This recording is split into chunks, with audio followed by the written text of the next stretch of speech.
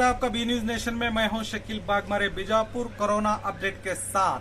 तो मैं आपको बता दूं, शाम के मेडिकल रिपोर्ट में अब तक कोई भी मामला सामने नहीं आया। जो सुबह जो रिपोर्ट आई थी कि 3 पॉजिटिव केस बीजापुर में आए हैं, जो पहले 32 थे, इन तीनों को मिलाकर 35। इसके बाद जो शाम में रोजाना बुलेटिन आती है उसमें कोई भी एक पॉजिटिव रिपोर्ट अब नहीं आई, यानी कि इस वक्त बीजापुर में 35 पॉजिटिव केस मौजूद हैं। और पूरे कर्नाटक की बात करेंगे तो कर्नाटक में आज सुबह 7 आए थे, लेकिन फिर अब शाम में 3 और ज्यादा मामले सामने आए हैं। यानी कर्नाटक में आज नए मामलों की बात करें तो 10 हो चुकी है। उसमें 2 मैसूर के, 1 बेलगाम का बताया जा रहा है।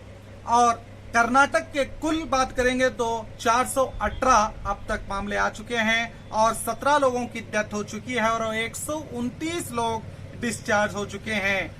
बीजापुर में इस वक्त 1547 लोगों को ऑब्जर्वेशन में रखा गया था, जिनमें 378 लोगों को 28 दिन के लिए क्वारंटाइन किया गया था। उनका समय पीरियड खत्म हो चुका है और वो इस वक्त आजाद हैं। इसी तरह अब 1169 लोगों को रिपोर्टिंग पीरियड में रखा गया है। इस वक्त 1169 लोगों को रिपोर्टिंग पीरियड में रखा गया है और 1190 अब तक सैंपल टेस्टिंग को भेजे गए थे, जिनमें 35 पॉजिटिव आए हैं और 554 अभी आना बाकी है।